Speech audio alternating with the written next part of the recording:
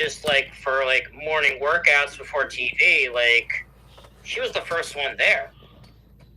So she definitely has a drive to succeed. So, but she needs to be there. Yeah. You see what I mean? And I agree completely with what you're saying, Todd. I really do. I just think that obviously when WWE take a massive star like that from a competing company, they're gonna rub it. They're gonna rub it in. You know, they're gonna salt in the wound because that's what wrestling companies do. Yeah.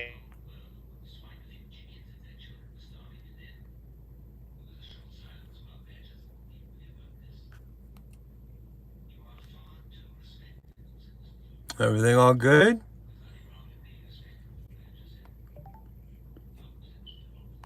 Get her in NXT, build her, trade properly, and then like instead of this year's Rumble, it should have been next year's Rumble. I think like she could have really been the star of NXT, and with NXT going to CW, they need to have a star on that, and she could have, and she can do it. You know, I definitely think she can do it in that environment. She's, like I say, she's got the potential to be absolutely huge. She could be one of the best female wrestlers that we ever see, but it's whether they manage her in the right way. Yeah. They got to groom her right. I mean, for lack of a better term. They got to, like, you know, be like... I'm so sorry, man. That was... Yeah, that can't say that in England. It means a different thing. I gotta... It means a different thing, but... just in this day and age, you gotta groom her properly, man. You know who really does it properly? No, I'm messing with you. Should we just use the word guide? Vince McMahon does it. Yeah. If only Vince McMahon could groom her properly. Oh, yeah. He's like, you know, I need to see. Pronouns, pal. You need more brown in your hair. And that's the day I lost my sponsorship. I think Mecca might be able to groom her properly. That's the day I lost my sponsorship again. And I thought I was having a good week. I was very surprised. That's what they all say when they get busted. No, she needs a clown wig. I don't disagree. I'm very critical of her. I was not happy with that 6-woman tag match. I thought it was the worst match in the whole fucking card. And I don't think that's the match. Let's be honest. What'd you say? It was what they called a bathroom match. Yep. I agree. It was bad. It was bad. It was bad. It was go to the garage and grab another beer for me. But that's got to be... So was the men's 6-man tag as well. I agree with that. I mean, there were like... What was the best spot in that match? What was the best spot in that match, everybody? Because there's only one. What, the men's? The men's 6-man tag match. We're talking about Truth and Miz, right? We're talking about all that? That was the ladder match. Okay, yeah, that's the ladder match. I'm talking about night 2. The Street Profits and Bobby Lashley versus... that was a bathroom match. So what was the best spot in that match? When it ended, I think. Was when Bubba Ray came out. He got the exactly. That was the best spot. It's amazing. And he got a bigger pop than any of the baby faces. Yeah. And in that place, yeah, you know. Of course it is. There was another good spot when he put on the glasses. That was good too. Yeah, and then it led to the what's up. Yeah. But like I was not expecting Bubba Ray for that match. I thought it was just going to be a street fight, and I did not see Bubba Ray being a special guest referee. I wanted to see the Hall of Fame because it was the longest hug between Heyman and Bubba Ray when he came out for his induction ceremony. Well, it kind of like, and they kept going back to him as well. They kept going back, scanning back to him as well. I mean, he and Paul, like I said, he and Paul were very close. And actually, if you want to know where I live, I'm from originally Bronxville. So I know Scarsdale were kind of like a larger version of us, where Heyman's from. And I actually worked out at the gym with Tommy Dreamer. He was there with Beulah. And then, like, about 10 years later, when I was a substitute teacher, I taught their kids. And then I see Tommy Dreamer, and I'm like, holy shit, you're Tommy Dreamer. I'm like, then I just knew I was like, oh God, I will never work at this school again. Because I was marking out. I didn't call Beulah, thankfully, because I don't think she wants parents hearing. But in the end, he just gets the name drop. I was just about to say that, man. I think me and this guy are actually twins. Pick up those names that you just dropped all over the damn floor. Hey, Todd, if we're going to name drop, I've wrestled Shane Douglas. There you go. You wrestled Shane Douglas? Nice. That's that mic drop over there. Done. You drop a lot. I got to do Chris Daniels and Kazarian. I've actually never met Paul Heyman, but I know he's local. He's from Scarsdale, and I remember when I went to ECW in Westchester County Center, he talked about how he was from like Edgemont High School, and the area, so it was like a homecoming for him. It was also a night New Jack duct taped some guy to a table, then jumped off the balcony at the county center, and we all thought he was dead. I mean, I love Washi Heights, which is New Jack's kids. So, love Washi Heights. New Jack's great. It's a shame he passed. Yeah. New Jack is great, but he's also scary. Like, if you piss him off, he's gonna hurt you. Good. Yeah. You need people like that in life. We do. I mean, like, yeah, especially in wrestling. I'm about to say, I think not only life, but we need. I think we're missing some of that in wrestling. Like I said, Marco Stunt. I mean, the closest to New Jack. Marco Stunt. Did you just?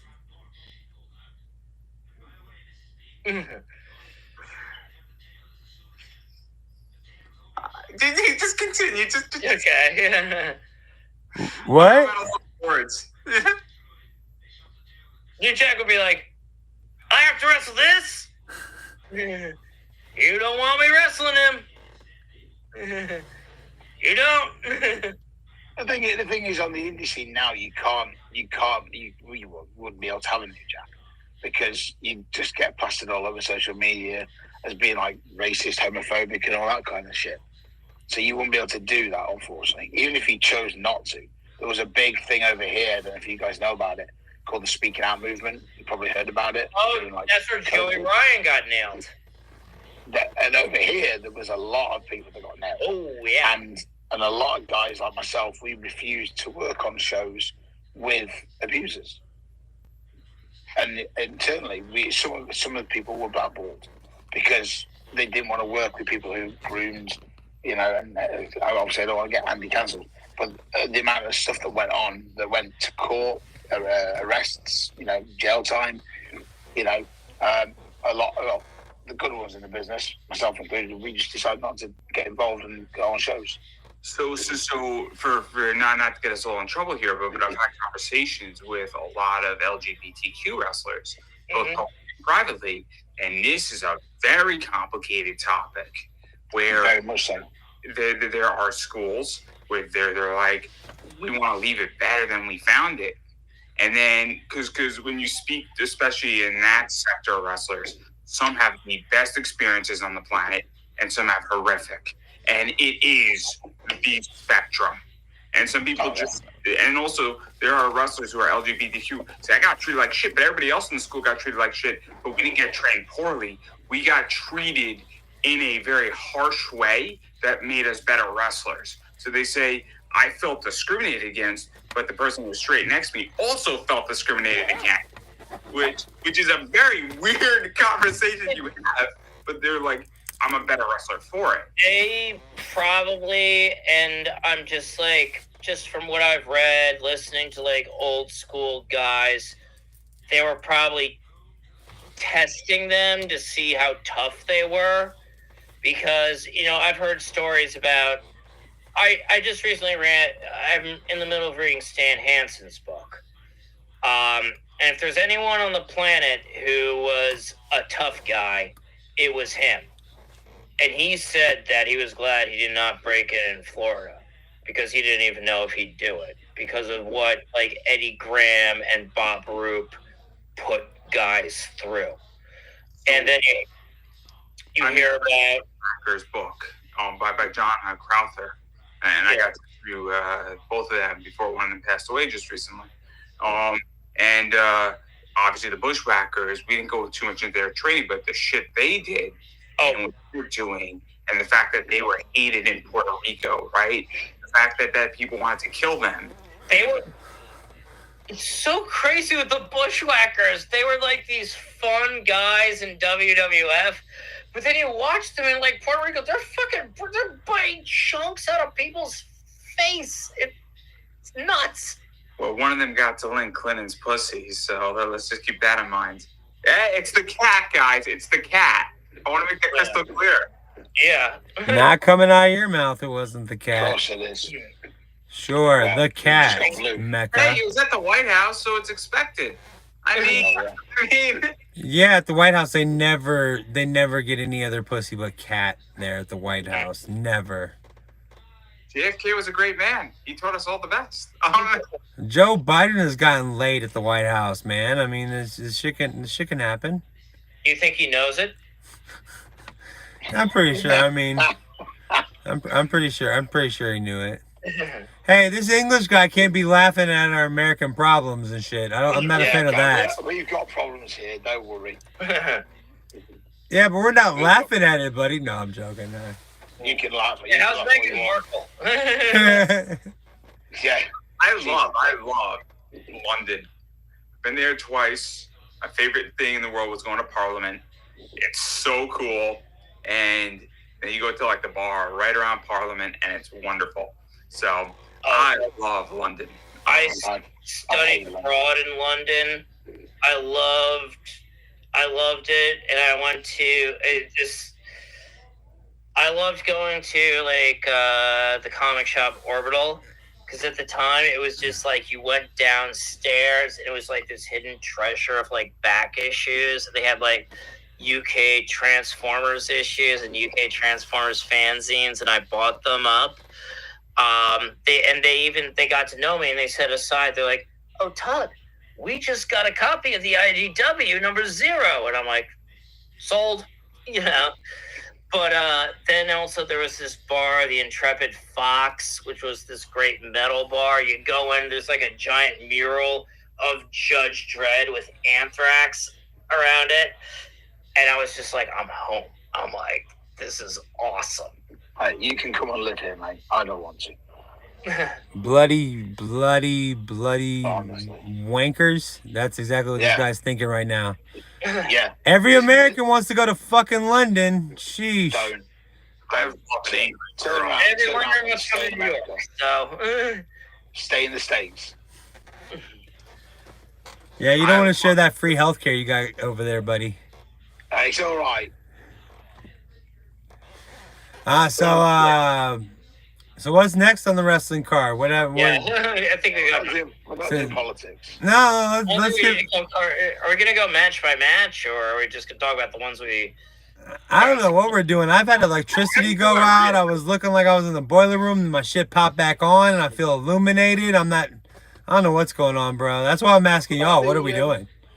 Video that was streamed. Well, I mean, look, how did you guys feel about Becky versus Rhea? Best entrance of the night. I needed a moment alone afterwards. Rhea. I love that entrance. I love both of their entrances. I mean, they were both good, but I was Rhea was better. I was impressed that Rhea could find her doppelganger to lead the show, like sing that song with her. That was pretty cool. Two twins going at it. Did everyone think that was her singing?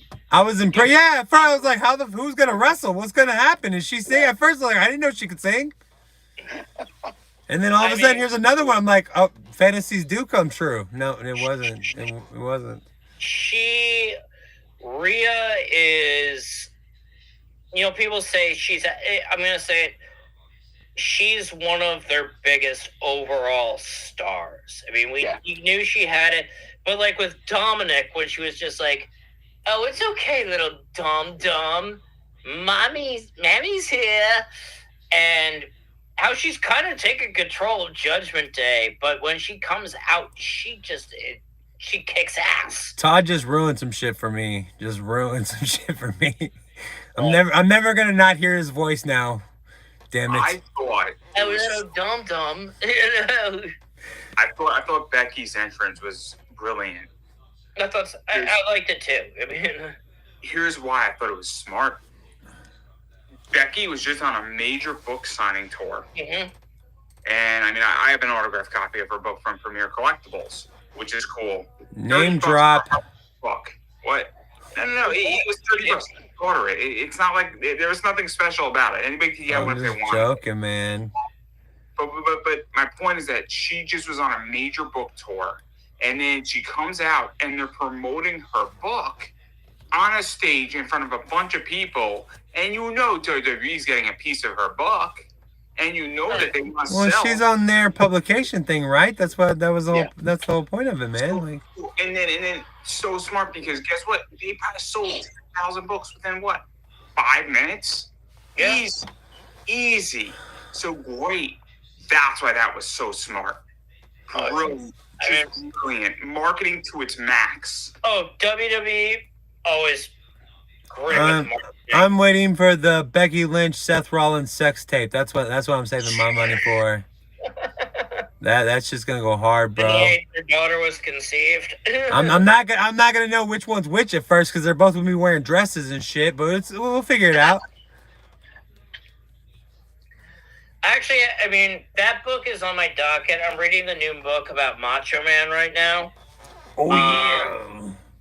It's a solid book. It's a good one. I'm halfway through. I'm enjoying it. I'll put it this way. If you had to pick Chris Jericho's last book or Becky Lynch's book, pick Chris Jericho's last book. Because Chris Jericho's last book was great. Which one is that? No. Well, he's got like 42 books out right now. What stage of his career are we? He's written a lot of books. I mean, like, his first 2 books were great. I liked his take on Harry Potter. It was good.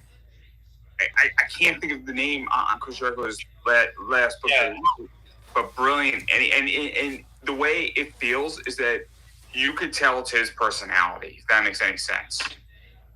When you're reading an autobiography or a biography, sometimes you can tell if it's their personality. With Chris Jericho, you feel his voice. Oh yeah, those first 2 that he wrote were phenomenal. I mean, and this third one is up there. It's the same vein. If you like the first 2, unbelievable. But Becky's book, it doesn't feel like a Chris Jericho book, but you definitely feel Becky in it, and you Becky speaking. And you feel it, and it's a good one, and it gives you a little bit of a different viewpoint on her, for sure. But I don't want to ruin too much of it.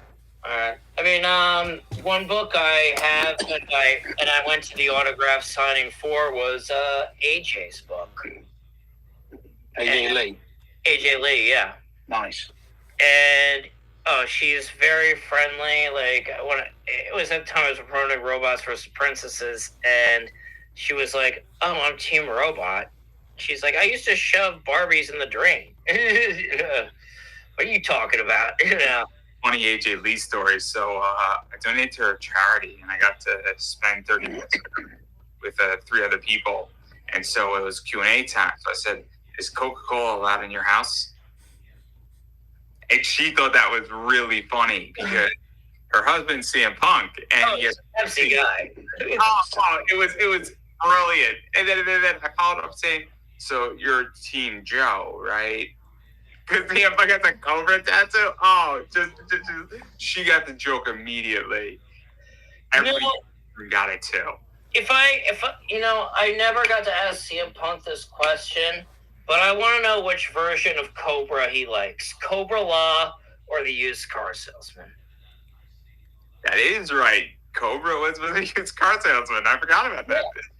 I mean, the G.I. Joe, the original G.I. Joe comic is probably like my island comic book. So I love that. I mean, like, I love that run. I love how Larry Hama just seeded like plot lines in it. It was like X-Men in the military meets James Bond, you know? So I just want to know. But then again, like, you know, in the cartoon, we had. Todd, I have to stop you because knowing is half the battle. Oh, yeah. And I don't know if you're reading the new Skybound series, but I am not. I'm so indie now. I haven't gone to a comic shop in like 3 years. I haven't ordered anything directly from the market. I'm kind of done with that. Not to mention that I buy a bunch of books and I sell a bunch of books. So a lot of what I'm buying is wholesale, and it's not anything that is mainstream because that's not where the money's at. you've gotta get into the Energon universe. Hey, I'm telling you right real now. quick, guys, I don't want to digress, but I thought this was a wrestling podcast. I mean, me and this other guy, we look like twins and just sitting here. I'm gonna say, Should we go? We can go hang out and spend some alone time together. You Phil. can bring it back to wrestling. Are you sure? Because I mean, I got wrestling people over here that are just like, what the hell are these two comic book guys talking about? Prime is fucking putting Starscream through wrestling moves. He's nailing the Rainmaker, and he's nailing a belly-to-back suplex. So that alone, read the new Transformers comic book just to see Optimus Prime kicking ass using wrestling moves. So Fair enough. I'm gonna look into it just to appease Todd, just to appease you. you will not be disappointed. Oh, we all got to make Todd happy. Ian, stop revealing our secrets. If these are y'all secrets, I feel scared for what y'all tell people. Let's get back to wrestling because Because I digress. I want to. I don't. Let's talk about Bailey versus Io. Oh, I was surprised about how I like that match. I'm not a huge. Again, we know how I feel about square jaw women. Not a huge Bailey fan, but it was a good match. I liked it. Bailey was, as my friend Denise always said, she was always like, Todd, it's your boo. And she's just like, you know, your boo is Punky Brewster, with Bailey, because at the time. But Holy shit, that would be a great character for Bailey, a Punky Brewster's. Like, great idea, dude. Good job, Todd. But you know, she's gone beyond that, and you know, I just feel like you wanted to see her win because, once again, the story they built, and She got Bailey- punked out by some Asians. We got to see her win. I mean, oh, Look, he's not gonna back me up on that one. well, yes, it was, but you know, I don't think Chris's opinion on this. I really do. Because then Yeah. I want Chris to explain his opinion on Bailey. Because I got a feeling it's either going to be really agreement or it's going to be I disagree completely. You're all wrong. Yeah. no, I'm not the biggest fan of women's wrestling in general, but Okay. Not judge here. I think the star of that match was Io. She made that match. You could see how good she was. Bailey was there. She was the pawn. She got involved. The storyline obviously started back with WrestleMania last year, and it's unfolded to the point where people like to see Bailey, and the fact that she has a great ass as well is fantastic for guys. But Sorry, we're good. she does work out, and I'm glad she does. All right, Chris, just move on, dog. Question. I want to ask a question on this. So, again, we were speaking before about ending an era and ushering a new one and paying tribute because we are in a shift mode. And we do need to talk. I mean, we spoke about it a little bit, but Stephanie McMahon kind of said it well, and WWE has sort of confirmed it, where the Vince era has ended, the Triple H era is now here, the TKO era is here, the Netflix era is coming, And Sports Entertainment's being retired, apparently. I'm happy for that. We can figure that out later on. I'm not so concerned about that, but this is the last thing Bailey had to do in WWE. So there is a position that Bailey has, in a lot of ways, helped carry that company, whether you think she's great or bad or whatever. Yeah, I agree. She has done a lot of work in the women's division, and the only thing she hasn't done was she got her Royal Rumble win. She's held both things. She's a Grand Slam champion, right? Mm-hmm. And the only thing left on her docket to put her into the Hall of Fame as an essential women's wrestler and as a stable and as a foundation, and a foundation that they could tap when they need to, is a win at WrestleMania and a title win at WrestleMania. Yeah. And so I think WWE is just setting up a use case of her for the next 10 to 15 years or even 25 years. And I think WWE is getting really smart because they did it with Lita well. They're doing it with Becky. They've done it with Rhea. And I think that's what this was to some degree. Not to mention that the next 4 or 5 months, we could have a fun Bailey run. And then whoever beats Bailey gets a pop. Real quick, one question. Are you literally talking about you think Bailey might be in the Hall of Fame someday right now? Absolutely. yeah. So then the Hall of Fame, it really is nothing and it means nothing. WWE Hall of Fame is nothing. Is nothing. Because I mean, like, Bailey's a decent wrestler. She's been on it, but I really feel like she's one of the biggest wrestlers because, like, I agree with Chris. Women's wrestling ain't all that. I think you get away with like 5 women's wrestlers on this thing and be okay. Okay. She and Sasha had one of the best wrestling matches I ever saw. I was at that match. Everyone was into it. They were stop you, Todd, for 1 second. Chris, just breathe. Just breathe. Okay. See, I like this guy Chris a lot more than Todd. This shit. Come on. Okay. No, I'm joking. I'm joking. Okay. Go on. No, go for it, Todd. Go for it.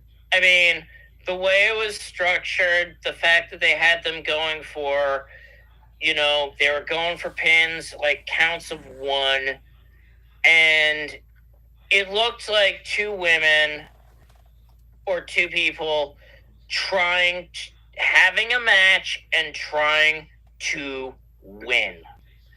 And it was just, and everybody was behind Bailey, but also at the same time, there was a group behind Sasha. They were into it. They were cheering.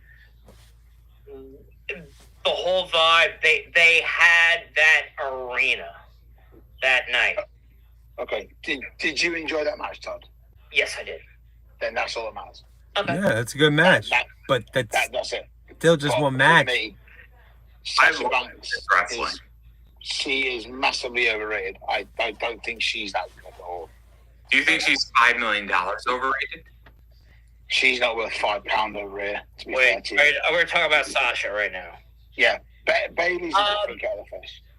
I mean, look, I'm going to say Sasha, and I think even Triple H said, yeah, take that money. Let me ask this question because I think Sasha, I understand why AEW is paying her a lot of money.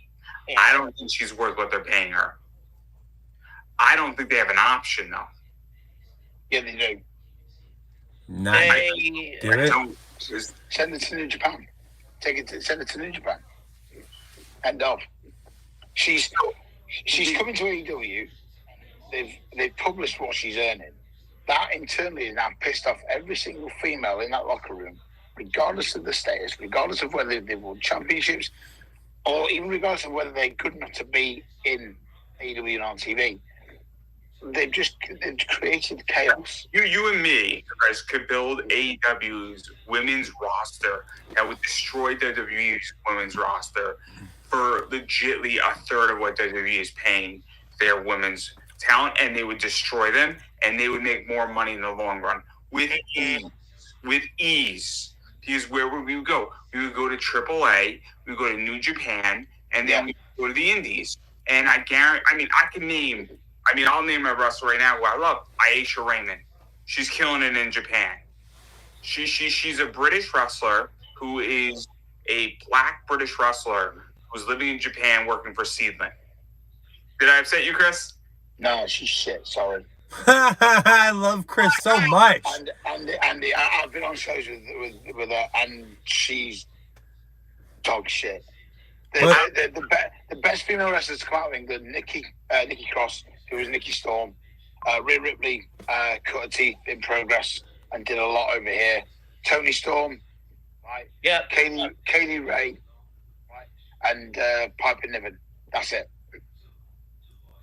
Any other British female wrestler, you know, Alex Windsor, Babe Priestley, no, just. What about Mariah May? Whoever you're sleeping with, you get a good ride, don't you? You get put on the right shows. I'm going to throw another name out there that's not British. How do you feel about Megan Bain? Who? Megan Bain. Do you know who Megan Bain is? No clue. Megan Bain is signed by AEW. I think Megan Bain's better than Sasha. But she what AEW did is, then this is what I like what AEW did. They signed her and then they sent her to New Japan to get better, which I thought was brilliant. You basically signed somebody to your company and said, we don't want you to come to our company for 6 months and we want you to wrestle in New Japan because you're going to get better. And wrestle in Stardom, which is super. I'll wait to see if that happens. No, if they could just do that for a lot of their wrestlers and just get shit on track, there might be some competition. But here's my argument. Showing the incompetence of Tony Khan. Let me make my argument about Sasha, though, why I don't think AEW had a choice. AEW needs a superstar that's going to create headlines. And that's what they did with Sasha. They got a bunch of clicks and a bunch of social media. And that's why they paid her a lot of money. Oh, I agree. But what is that going to get going forward? Because as she gets forgotten, and those clicks aren't going to mean shit unless she continues to do something. I don't see her bringing anything. There's a business called growing out of debt, right? So what businesses sometimes do is that they will accrue debt and they will borrow $5 million, but they're buying $5 million worth of product, and they sell that product for $10 million, and then they have a year time to handle the debt, and they grew out of the debt. That's what we're trying to do. What was that side? What did you say? WCW with Hogan. You cannot. It's the same. You can't compare Sasha Banks with Hulk Hogan. I was about to say, like, I think he's talking about like money wise, but I'm thinking about the same principle. It's a stupid fucking principle, though. WCW made it for years after they got Hogan, huh? They lasted forever.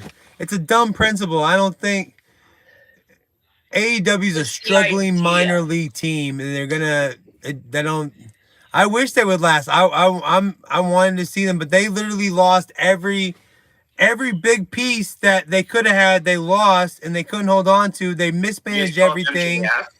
Do they have MJF still? Huh? Do they have MJF? Do they? I don't know. But I know. I don't even care if they have him. I don't know. I mean, that is a big question. But also, do they have anyone for MJF to fight? I mean, that's the thing with Sasha too. They have no women's wrestling in AEW. No, it's a waste of money. Unless they're gonna bring in a bunch of workers to fight her. We'll bring in a bunch of schoolgirls, and AEW needed Julia, right? They needed her badly, and WWE secured her nicely. Yeah. But let's call it what it is. You know what AEW needs? They need a Cora Jade. And they don't have that. So WWE has secured a lot of pieces that they're not necessarily using in the best way. Did WWE need Jade? Probably not.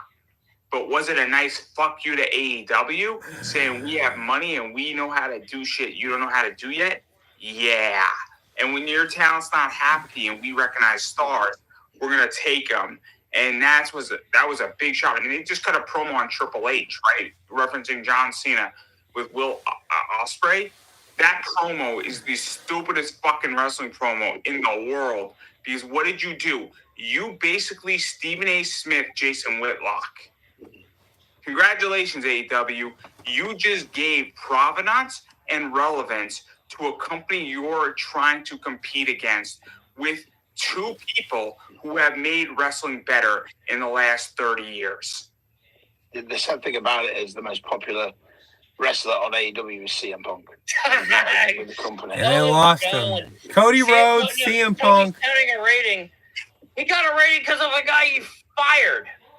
Exactly. Let's show him fight somebody for 5 seconds, and yeah, it's fucking stupid. He put him in a. Honestly, the stories. If we can go on this, the stories about it made it sound worse than it actually was. Like when they were like saying he was poking him, I'm like, he just had him in like a front face lock, and I guess like, boom, they bumped into some monitors. And okay, so Punk yelled at Tony because I can see that most likely from the thing where he said like you're a clown, blah blah blah, I quit, whatever. I couldn't see but I can see him saying that to him right there, and that's what got Tony scared for his life. Honestly, the guy's a man-child. The worst part about AEW is competition breeds greatness. AEW is no competition for nothing. There's no point. It started out like when I remember watching the first pay-per-view, like, oh yeah, I kind of like this. This might be good. Cody Rhodes and Goldust going at each other or whatever. Like, I enjoyed it, but then it just. It's a frenetic company when it first started. Yeah. Let me put it this way. We talk about competition. We talk about Tony Khan versus Vince. And I understand Vince is a bad word right now. Vince is the type of guy that if you're flying on a plane, he's going to try to put you into a shoot hole and get your ankle. Oh, he would. So, I mean, we could say a lot of bad things, but there are people who say, look, I enjoy screaming and yelling. If you scream at me, you're not fired from my company. It means you care and you're upset about something and you want to talk about it. And if we get into a fist fight, okay. But you're not fired because obviously you care enough that you're willing to fight for it. I mean, like... Well, you know the Jacksonville Jaguars are like voted the most mismanaged team by all players in the league, right? So they are just continuously fucking shit up. Yeah, and Fulham over here, the football team, they're dog shit. Well, I hear you guys hate them over there. Shit. And then the Fulham fans hate the Khans. They hate them. I mean, like... Sam... Yeah, Tony Khan's whole thing, and when they started off, we're like, well, you shouldn't do things from the past because of blah, blah, blah, or like whatever immoral thing was, about like anyone, and whether it was Vince or Bill Watts, they'd always go to like, their foibles, which they had. But it was like at the same time, Bill Watts knew how to run a locker room. He knew how to keep guys in line. He knew how to say, he also knew how to say, I'm withholding your check. Oh, you did hotel damages. I'm taking that out of it. He protected his business. Okay? Eddie Graham. All right? He had the rule, and Bill Watts copied it. He's like, yeah, if you're in a bar fight, you better fucking win or you're fired. Yeah. And if you're seen, with a guy you're wrestling, you're fired. And he would do it. Because he was just like, I got to protect this. This is the integrity of my business. And if there was probably a fight brewing between two guys, they'd stop it, but then they'd use it for the show. Yeah. Tony Khan, in that video, if he was in there, because I can't really tell, made no attempt to prevent this from happening. He did not say, Jack, you're going this way. He wasn't there at Gorilla to be like, no, you go this way. He wasn't there to say to Punk, I'm handling it. Please, just take a walk, hit the wall, do whatever you have to do to get your anger out. I'm taking care of him. Has anybody seen Bill Burr with the comic Destroy, like the rest of the panel? It's a famous video of how Bill Burr and Dom Guerrero had to stop it. Dom Guerrero had to stop it, and it was brutal. And this is exactly where the worst Tony Khan should have used it. You know, Jack, you're a great wrestler, and I feel you, and I understand, but you got to go that way. You got to go that way. We can talk about this tomorrow. You got to go. You do a great job. You're great with Junglesaurus. You're going to be a great superstar. You got to go that way. Punk, you know, you're the best in the world, and I hear you. And you're an asshole. I get it. You know, I understand wrestling, and I get it. But you got to go that way. And that's where it should have stopped. It should have been like, right now. Maybe Tony wasn't the guy to do it. Maybe somebody like Goldust should have. Maybe another wrestler needed to do it. And Slow Joe apparently did it. Well, the boss should have fucking done it. He couldn't have done it. He's weak or whatever. He's weak-minded. He can't do it. But when you work a job, the boss, the person that pays you, that's who corrects you. You don't need another wrestler or some assistant manager to come back you up. I'm going to challenge you a little bit on that because, and maybe I don't know how Chris you feel about this, but I'm not a wrestler, right? So I don't know if I can tell a wrestler in a wrestling circumstance that they'll respect the position. Now, it could be authorized by me, the boss, but it might need to come from a wrestler to a wrestler. Because it might, and I understand that Tony Khan's the boss; it's his show. But there also gets a point where certain things need to be said from somebody else. Who can do "You're fired" in a good Vince voice? Because I don't want to diminish that. Who can do that real quick? I don't know if that's true, Chris. So obviously, but that's how I see it. Is that I feel another wrestler needed to do it. Then maybe for Undertaker Wrestler Court or something, you want to argue about some shit. But when it comes down to bare bones decisions, who do you think took the punch from Bret Hart? Vince McMahon did. The boss takes the punch. In the end, you're fired if you fuck up. If you want to go against me, fine, you're fired. I think so. Go ahead. From a professional standpoint, I've been in locker rooms where I've had fights with the wrestlers just for altercations or fuck ups in the ring, and you let the guys fight. Or the old school ways, you let them fight, and then afterwards you have a drink. All right, as simple as. Or you fight before the match, then you have the match, then you have a beer and you make up because tempers are high, adrenaline's high. But for me, it's always down to the boys to break up the fight. It's not for management or agents or producers. Let the wrestlers that know the business sort the situation out because Tony Khan doesn't know the wrestling business. Yes, he's got a photographic memory of matches and times and attendance records and stuff. You read Meltzer's newsletters? No. I don't believe anything Meltzer says. Sorry.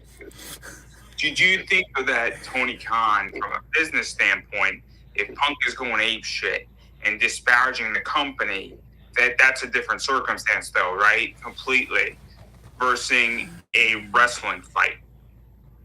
As in when he did the post interview and he was sat next to him, is that right? Is that what you're referring to? Yeah. When he's belittling everybody. Yeah, I think after on the page in the box and stuff, making some comments. Tony Khan needs to step up and stand up for his company. And at the moment, he's not. Can I clarify? Can I ask something real quick? Because I guess I might understand something. But what was the fight originally about? Was it about the bullshit that AEW is and specifically paying attention? Because that's what I thought it was, like specifically paying attention to bullshit wrestlers that you shouldn't be, and then CM Punk. Okay. This was personal. Okay, so it was between CM Punk and this wrestler. It didn't have anything to do with the company. Jack Perry. Well, which fight are we talking about? Are we talking about the first one, Jack Perry and the first one was with the Bucks and Omega.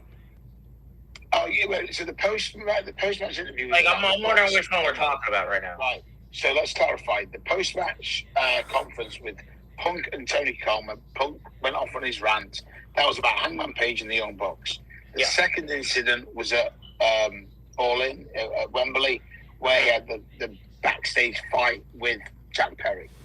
So there are two big moments there where Tony Khan should have stepped in and said, "Look, you can't do this. Let's just take a breather and we'll, talk about it. We'll sit down, we'll sort it out." like you should do as a boss. If that, and if you went to work, let's just say you went to work and you started a fight with a colleague, what would happen? Fired. You get fired, wouldn't you? Right away.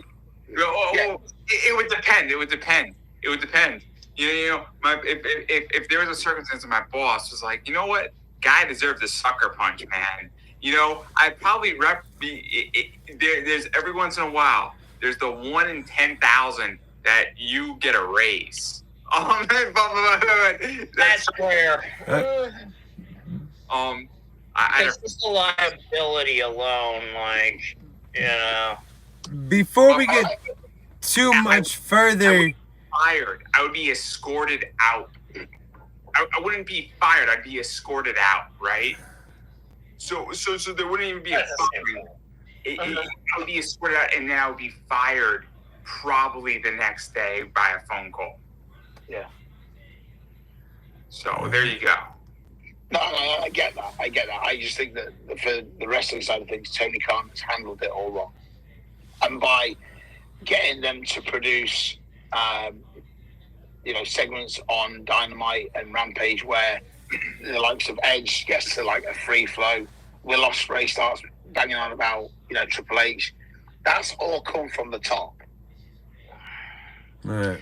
He didn't even use it. You have a fight. You have a legit fight between two wrestlers.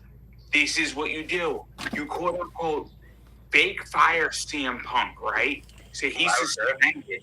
You don't suspend the other guy, and then you play this thing off, and you just heat it up. But you reprimand people. But in wrestling, I don't think you can fire people for having a fight. The whole thing is predicated on fighting. It ain't ballet. We have a picture of a in the cell. I think it is. It's isn't it called like I think I've heard wrestlers refer to it as being like a physical ballet or combative ballet or some shit like that. I'm not for sure. Don't quote me on. Don't quote me. The worst thing about all this stuff is there's never going to be a payoff.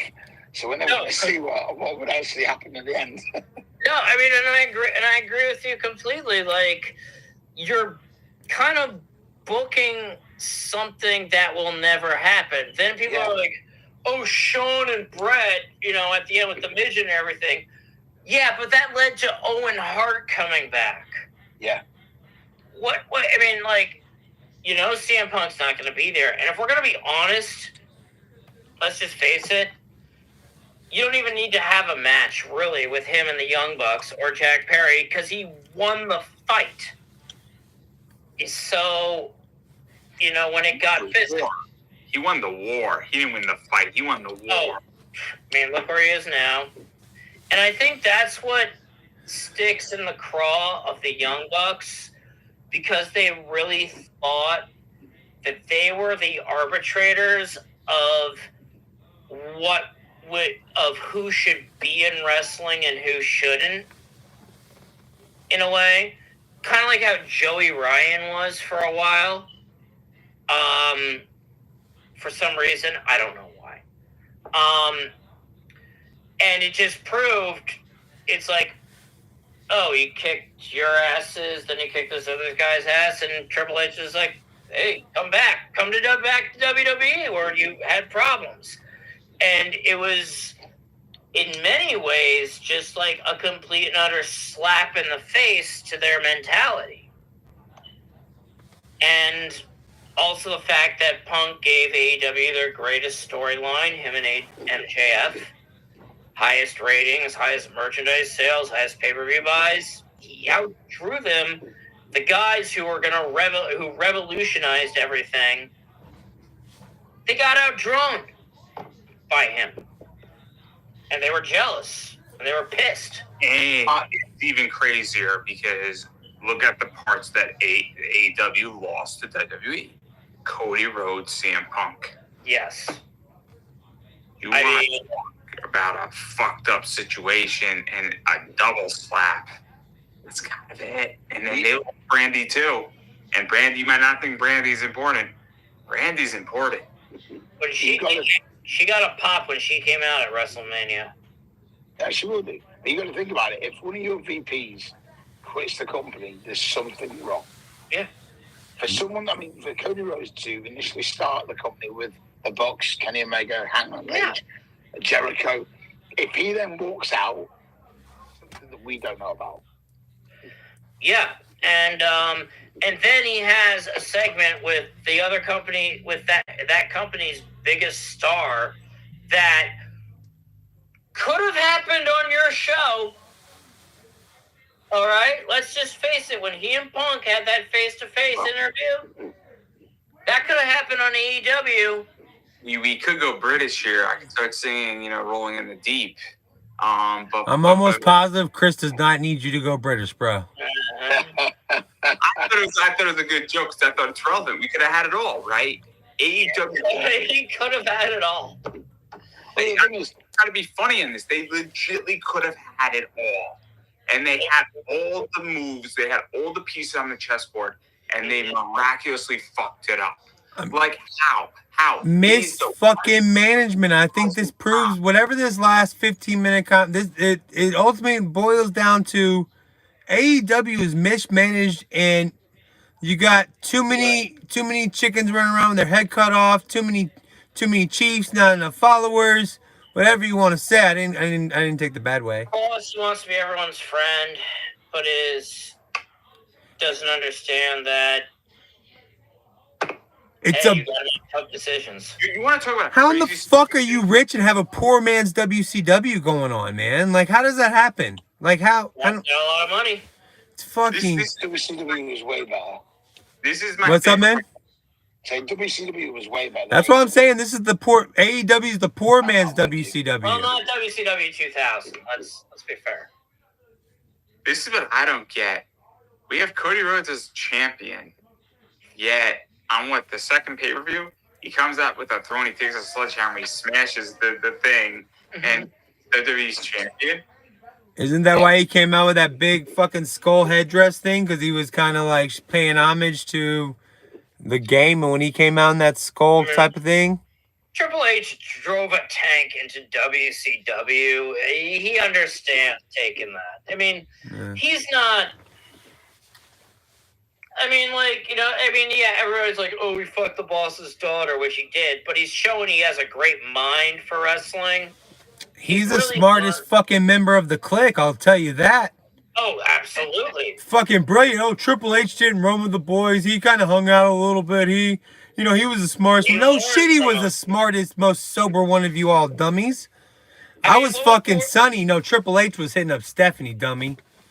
What was the line from The Ultimate Warrior where he was just like, I think he said, I talked to him for like 10 seconds, and I thought he was the biggest dick ever, and Ultimate Warrior said, well, you learned a lot in those 10 seconds.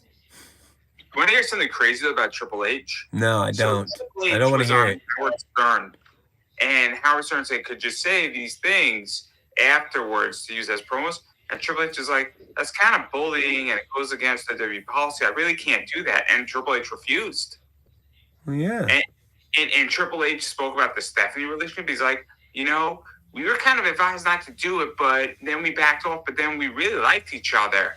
Like, they that was ballsy. After what happened, like, with the Clique a few years ago? So my point, though, is that, this was like 2003, 2004. You have Triple H basically saying to Howard Stern and Howard Stern's crew saying, I can't say that. It goes against my code. It goes against my morals. Real quick. Triple H was the only one to take heat for that Madison Square Garden fiasco. Yeah. Did he? But wait. Did he then think like, how can I make sure I don't take heat like that ever again? The boss's daughter. Boom. Well, you can't fire me if I'm making grandbabies for you, bro. Hey, but if it didn't work out, Triple H is a smooth. He's the game, bro. Don't give me that shit, Todd. I'll throw something out there. So my dad's an attorney, right? And are you ready? I was about to say, are you ready to play the game? I was literally thinking that. You're saying that. I'll be right back. So about Triple H, it's relevant, right? My father's an attorney, and he's a trial lawyer. So what happened is that he was cross-examining one of his best clients now, and after the cross-examination, my father destroyed this guy. And he basically said, I can never have this again. I have to make you my lawyer. because my father is a monster, and it goes back to what he said. I can never have you cross-examining me ever again. I can never ever have that happen again. You want to talk about a crazy circumstance? That's Triple H. By definition, that is Triple H. Well, I'm sure after that Madison Square Garden incident, he's like, I can never let this happen again. And God bless Triple H. So smart. But that leads to this next point.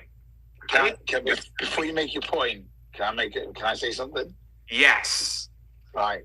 So I spent a bit of time with Scott Hall when he was over in England. He did like a tour over like 3 different cities, and one night we were obviously drinking, and he said that the curtain call was actually Triple H's idea. Now, it's Scott Hall talking. You know, we can kind of take it sometimes with a pinch of salt, but the fact that we weren't even talking about that in that moment, he just came out with it. That's pretty cool. And we were kind of like, what? Because we all assume Triple H is clean cut, yada, yada, yada. And the conversation initially started with HBK and Triple H. And that is why. The one person, apparently, that didn't want to do it was Diesel. But, again, we all know what wrestling stories are like. It's 5% real and 95% embellished. Yeah. You know what I mean? So I take that as maybe that could have happened, but again, like I say, it was something that just popped up. It wasn't. We were talking about something completely different. You know what I mean? And he just started talking about these different parts of his career instead of like us asking or kind of transitioning into it. But I just started throwing it out there because everything that Triple H is like clean cut and all this. That's a cool way to look at it, man. I like that. I like what, again, the game. What if he was calculating that shit? This is gonna be great. This is iconic. Let's do this. It wouldn't surprise me. It won't surprise me. Let's and I know they say that like revealed the wrestling business, but we all the wrestling business was getting revealed slowly. I mean, it wasn't like how it became in like the Attitude Era and how realism and shit, but we always knew. I mean, the marks and people that didn't know wrestling is fake, but we always kind of knew like it was a strong ass ballet. It's a performance. These are 2 guys working together. Hurts like hell. It's real fighting, but they don't want to kill each other. They want to make it look cool for the crowd. It wasn't, and this is the most egregious example of it. It wasn't Vince Russo coming out and saying that Bill Goldberg refused to follow the script and using that as an angle. We can, as wrestling fans, we know what's going on. Right, we're not dumb, right? Right, but we don't want it thrown in our face. We don't want someone coming out and saying, "Oh, well, Goldberg refused to follow the script." Which I think honestly was probably of all the egregious things Russo did, I think that was the most egregious of all. Fuck shit stain. Cornette fan? Oh, I am a part of the cult of Cornette. I should have brought Prince on. But real quick, I'm sorry to interrupt you real quick. How do we feel about these fucking press conferences? Because again, we all know what is really going on. I don't need you to just come out and talk about how it was thrilling to win. I just dude. Roman Reigns and Paul Heyman kicking out somebody who didn't acknowledge him as the tribal chief. Acknowledge me. Oh, amazing. That was great. That was so amazing. Was that Chris? Was that Chris Van Paulette? Did he kick out Chris? No, it was some girl. I would have liked it if they'd have brought Solo Sikoa in to get her out. He was grooming her. No, I'm joking. I'm sorry. My question is that, so I used to tweet while watching a lot of indie wrestling, and some of me and a few friends, they're like, "Yo, dude, I want you to be an asshole to me on Twitter." I'm like, "Yeah, no problem." Everyone once in a while, I would poke somebody and they knew what I was doing, and they would get back at me. Ray Jazz and me used to do this all the time. And the reason why is that I would engage, and it's great for everyone because there's like, wait a second, you're a fan going after a wrestler, and the wrestler's going after you. Now the question is that, was it a plant or was it real? And that's what I want to know, because I don't know. And now I'm intrigued. And I thought it was brilliant. I thought, so a press conference like that, brilliant. Much respect to Paul Heyman. And I love how Paul Heyman said, ask Roman. Ask my tribal chief. I'm not answering for him. I thought that was great too. But but like, say the EST, Cargill, and I forget the other girl's name. They're talking like they acted like there's a real, like this is a real press conference. I'm telling you what we're here to do.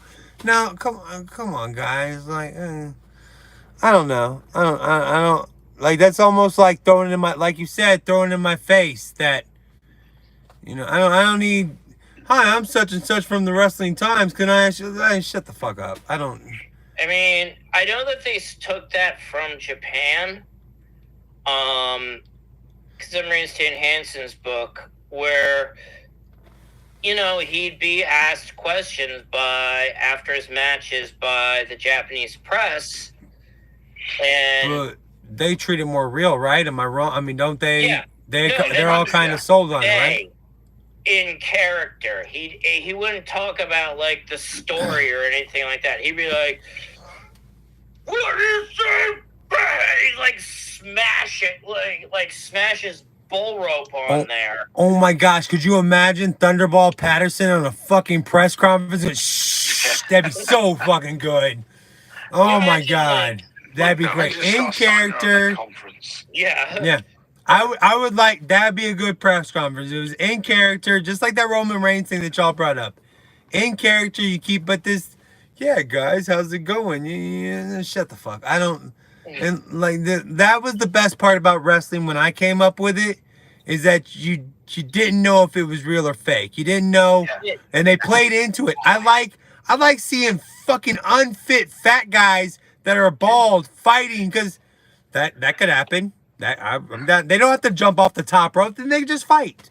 Let's just fight. I mean, what was like, the promo that was always shown in WWE's Performance Center and that Cornette always showed?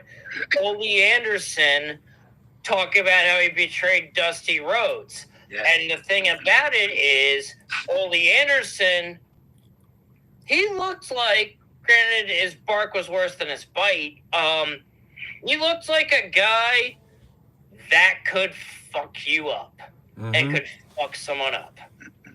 And that's what a wrestler should look like. Exactly. But he wasn't technically like if you're walking past him, you'd be like, oh man, that's a fit individual right there. But like you said, he would fuck you up. It's just, that's the kind of aura and what he gave off. That's what I miss about wrestling. I think Kevin Owens kind of gives that off. There's a couple. Sami Zayn's doing a pretty good job of it, like from what I've seen of him. I was just going to say, if you look at the broad spectrum of wrestlers now out on the indies and on TV, who do you think could, apart from, and let's take Brock Lesnar out of the equation because we know, obviously former UFC champion, but who do you guys think could legit, I mean, if you go back in the day, you had like LOD, Rick Rude, Perfect, all those guys, if they got into a bar fight, they'd normally win. I know we brought him up before, Braun Breaker. Do you reckon I think he could. Huh? You said Braun Breaker? Yeah, I'd say Braun Breaker. Braun Breaker, Chad Gable. Chad Gable was an Olympian. I don't know. I don't know if he was like. I'll throw a name out there. Go on. Dolph Ziggler, I think, would fuck you up. Yeah. Yeah. Didn't he have? Out of doubt, Nick Samus or whatever his name is, I think he'd fuck you up in a bar fight. And I think Dolph Ziggler could fuck you up, but I still would doubt it. Like looking at him, like, come on, nah. I don't know. I would doubt. There's just something about Ziggler that he'd be the one that would surprise you. But also, I would say Cody. Cody was like a phenomenal amateur, like in high school wrestler, apparently in Georgia. Yeah. So who else? Who else would fuck you up? And FTR. Who? Yeah. FTR. I can see a Dax few and more. Cash. Honestly, Dash Wilder or Cash Wheeler, he's a loose cannon. He was over here for. Well, didn't he deck who like Cash Wheeler? He like hammered the guy that attacked Bret Hart. When he came over here, we did like the camps at Butlands with Dixon, and there'd be not every other night, but like once, twice a week, there'd be a bar fight, and he wouldn't even hesitate. He'd just that'd be it. Look, I'll throw a woman in there. I'll throw a woman in there who would fuck you up in a bar fight. Shotzi, without a doubt. I can see that. Without a doubt. Ain't no woman fucking me up at a bar fight, Mecca. I think Shotzi is the type of person that if you're drinking with Shotzi Blackheart, you know, and I love her because I've had many conversations with her because I saw her a lot in DC when I was watching a lot of indie wrestling, and I think she's the one who would surprise you. Where, let me put it this way: if I was in a bar fight, I would want her in my corner. I wouldn't. I'd say I don't want any no, woman in a bar disrespect. fight corner with me. I'm saying she plays dirty, Chris. That's all I'm saying. So I can see her fighting dirty, and I can see her like gouging out someone's eyes, like getting the eyeball. You know. I like Katie Ray. That woman's wrestling. It's all right, Chris. My point is No. Hey, I said I'm gonna say I'll throw two out there. Sensational Sherry and Medusa could probably kick men's asses. You know. Yeah. Sherry definitely. 100%. But- Sherry, yeah, and Yeah. Medusa. Medusa, even now at like her age, like she's a badass. Everybody was just like, even wrestlers were like, yeah, I wouldn't fuck with that woman. I agree. Didn't Medusa drive like a monster truck? Yeah, she's a monster she truck did. star. I remember students of mine told me their favorite monster truck was Medusa, and I'm like, and they showed me like a picture of them with like, you know, them like they're bringing in for show and tell, them with their favorite monster truck, and I'm like, oh my god, I she's a wrestler, and I'm like, Medusa is, I mean, she's a badass. I mean, she's someone who, like, I think every woman in that locker room has probably listened to. They know what's good. Like, to know every wrestler, she could tell you like stuff. I mean, China was still like, Yeah, she would fuck you up in a bar fight. yeah. Without a doubt. Nicole Bass. All right, guys. Like, these are givens. Y'all are like Nicole Bass, China. Yeah. I mean, Tyler Rex and Nobody wait. Oh my god! Please, just go home. You're talking about like people I would walk across the street to get away from some of these motherfuckers, dude. Like, nah, I'll go on this side of the I road. proved my point. Kong. Austin Kong. Everybody. Oh, Nia Jax. Oh my God. She is just the most lumpiest wrestler ever. But I would not. She'd probably fuck you up for real. Kong. Awesome Kong. No, never. She's sweet. Mate, she is a sweetheart. She's so gentle, man. Oh, the show. But Bubba the Love Sponge felt her wrath, you know. It's a one-off incident. It's not. You got to think about it. If you were in a bar, you sat with three people. Who would those three people be if shit was going to kick off? But at the same time, I'm going to say with Kong, if she's provoked, she's the one that'll. But if she gets mad, I know my three. I know my three. she'll get you. Go on. What's your Andy? Well, let's go around the group. Andy, who's your three? I mean, they're not wrestlers. I mean, they're 2 4th-degree black belts, and then it's a. We're about wrestlers. We're not about karate and. No, I want to know the karate champions now that we're definitely not talking about wrestling anymore, Mecca. My three in wrestling would be Chad Gable. Yeah. Because I think Chad Gable would definitely fuck you up. He's an Olympian. I definitely think I would want Logan Paul in my corner. So I think Logan Paul is insane. And hear me out on this. Because Logan Paul can fucking throw fists, right? Whether you like Logan Paul or not, Logan Paul can knock people's asses out. With some brass knuckles. Yeah, you're right. He can throw fists. And then honestly, I would pick, Dolph Ziggler. Out of anyone you could pick. Anyone, yes. Can it be any wrestler, or does it have to be like physically available now? Any wrestler, Keenan. Any wrestler, mate. APA and fucking Undertaker. Done. 3 done. We can move on to the next one. APA and Undertaker. I'm down. Like, get shit going down. You ain't fucking with Keenan. I'd have Haku and the LOD. Fuck, that's a good one, you mother. Oh, that's a good one. But I would put my guys up against his guys. I mean, we'd get our asses kicked by Haku, but other than that, we'd be good. Say, I could just see with Haku. I won't need the LOD. Yeah. Go on, Tyler. Who's your 3? Awesome Kong, Jay Cargill, and That's his 3 for a long time. That's his special friends. My fantasy. Kurt Angle. Oh, okay. Okay. Haku and Stan Hansen. Stan Hansen's not, yeah. Stan I was Hansen's thinking a good Bruiser one. Brody as well, but Bruiser would be in there too. He'd be number 4. Theoretically, you could throw the Bushwhackers. That'd be Andre. Oh shit. No one would mess with Andre. No, I mean, if you're gonna go big, you go Andre and like a Vader and a fucking Bigelow or some shit. I feel like Andre could get worn down, especially because like the stories you hear about him was that like, especially in his later years, he was like tired and like. We're taking peak Andre to the bar and we're fucking some shit up. Oh, peak Andre to the bar. Peak Andre, we're drinking barrels of wine and nobody's. If you got Haiku, he's done. I think Andre takes Haiku, no problem. No.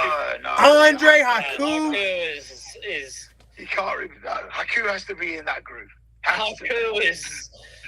No, and everybody says, he's a really nice guy. But you don't fuck with him. Just got a temper. Well, what was it? The story of the Wild Samoans coming down from the Cow Palace to fuck up like Pat Patterson because he messed with Maivia, and they thought it was going like for us. Like, no, we're not doing this, and they weren't even wrestling yet. I tell you, who is a bit of a lifeline. They're tough. I mean, someone who is tough is Chris Jericho. To throw out there, he's not afraid to get involved with anything. No, he's not at all. Obviously, the story with Lesnar and shit like that. I mean, and Goldberg. I mean, yeah. If you're gonna start that's never Vince on Goldberg. Exactly, and that, I think like we said, some people might be underrated. Like you said, like Awesome Kong or Karma or whatever she wants to be called. She might be underrated, but like from what I've seen when I've seen her on shows, I wouldn't expect that from her. Do you know what I mean? But then, we all have a point where we snap, don't we? I guess. So I guess any wrestler could potentially do it, but it's the stories that we hear about from the old days, isn't it?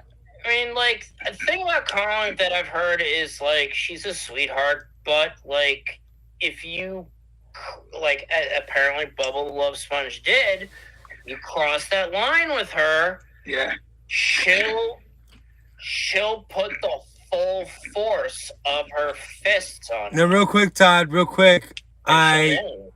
I don't know if you know a lot of, like, strong, independent women, but my mom's no Kong, but she will fuck you up. She is like, no. So I can totally see that. I mean, I'm not surprised by someone like Kong's nice. My mom's one of the sweetest people ever. But if you cross her, she'll fuck you up. So my mom's the same way. Right? Like you want to stay away from mommies. I think you know what? Everyone's mom's like that because you know what? She's mom. Yeah, not my mom. You're welcome to it. I don't know your mom. My mom will beat up your mom. I know that for sure, Todd. No, I'm joking. Yeah, don't. My mom and Todd's mom in the squared circle next WrestleMania. Let's go. Who would win? I'm guessing. How old is your mom, Todd?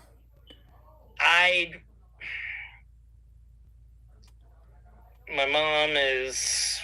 All right, I'm guessing my mom will win because I love my mommy more. I know her age. No. Ty, no, I'm joking with you, Ty. Yeah, no, it's a bit of a touchy subject. So. Oh, I'm sorry. My bad, dude. No. Yeah. And I know you mean no harm. I'm just saying, like, Let's skip subject. Let's not even go through it. In the end, mom can still give you that mom stare, and you just go. Oh, no, my mom used to grab my fucking. She had fingernails. She grabbed my neck with her fingernails anytime I acted up. Not like, but to this day, if a woman touches my neck, I ain't having it. No, get away from me. No. Mom, lets you know who's boss. Okay. There you go. Yep. We'll leave it at that. Yeah. Let's move on now that Andrew's back. Where'd you go, Andrew? Have great moms. Okay. We digress so much. We digress. This was supposed to be a fucking WrestleMania. We talked about everything but it. We've gone so far. So should we just talk about the main event now? Yeah. Let's talk about the main event. Bloodline Rules, which was pointless. It seemed like a regular WrestleMania match to me. Correct. Like, what was the point of Bloodline Rules? If we win the match, Cody, better watch out. Bloodline Rules. That didn't seem to matter. Well, it was just a hardcore fight. Yep. For me, here's the thing, though. The guys that were involved all had history with the Bloodline, and they were all coming out to get, like, a bit of revenge. You talking about Cena and Undertaker, or just, what are you... I'm going to say, I don't think she... I mean, you can probably pass off... Solo. No, Solo beat Cena. Obviously Jay and Jimmy. And Undertaker's been fighting that family since Yokozuna, so... You're digging deep for that one, dude, I think. I'm going to say you're looking for it. But it's... And also, Roman basically retired Undertaker because all his matches were in Saudi Arabia. But he didn't do anything. I mean, I get what you're saying. I get what you... But again, I feel like it's stretched. We could have gotten a Sami Zayn. Why didn't we send some other people out? I mean, I love seeing the Undertaker. Don't get me wrong. I probably sound shitty and a hater or whatever, but I don't think we needed John Cena and the Undertaker to... it's cool to see him. And it was... again, while we're talking about John Cena, that bald spot, bro. That bald spot. Yeah. I love him to death. Like, why... I imagine in his movies, he has like a green mole cap to go back there. Because I never see it in the movie. Never. Never. So, but he's like the entire time, that hat was not supposed to leave his head. And as soon as it is, like... The entire time. There was no need for Cena or Taker to be there. No. It was for the WrestleMania moment. There was no need for any of the outside interference, honestly, but, There's no need for The Rock to be there. I was Solo, the Usos, they could have been involved just fine. Solo kind of treating Roman Reigns like he's a bitch, yelling at him. Now, I enjoyed that. Like, that's throwing some dissension in the ranks of the shit, but... And SmackDown tonight. Has anyone seen SmackDown? I'm not going to do spoilers. And it's Thomas Longa has arrived, and they eliminated Jimmy Uso. So, no spoilers, but you just told us what was going to happen. I just, yes. I just spoiled this shit. Thanks very much, Todd. Cheers. Sorry about that. It's okay. That's why we said no spoilers. But you just went on a tangent and told everyone the final part of the show. Fucking wankers. Honest to God, I can call you a twat and get away with it today. I love this guy so much. I think all my dreams are coming true tonight on this episode of. And I mean it with all due respect, Todd. I really do. Okay. I don't. I'm not here to disrespect anyone. I guess that was a little bit of a twat. Yeah, Jack. No, it's not a twat. It's a twat. Twat. There you go. Jim Cornette says twat all the time. And it fucking does my head in. I'll be right back, guys. I gotta take care of I'll this. tweet him saying, "Can you please say it right?" Just say twat. I feel like there's an American way to say it, and then there's a Yeah, but it doesn't sound as cool. I'll give it that. Yeah. If I turned to Andy and said, "Oh, you're a twat," it sounds very posh. Twat is a common kind of council saying saying you're a dick. You know what I mean? Okay. But anyway, we digress. I tell you what, Keenan's gone, and we're digressing now. Yeah. So, We're dressing his definitions of twat. but Todd, would you have changed the ending of the main event at Mania? Like, if you were to book it, what would you do? I think, like, what I would have done I want to hear Andy's as well. is I would have had Cody bring out, like, because it's Bloodline rules. I would have had Cody bring out, like, Sorry. I would have done what they did at WrestleMania 4 when Hulk when Macho Man faced DiBiase. DiBiase had Andre, and then they brought out Hulk. I would have had Cena bring out guys to be like the counter to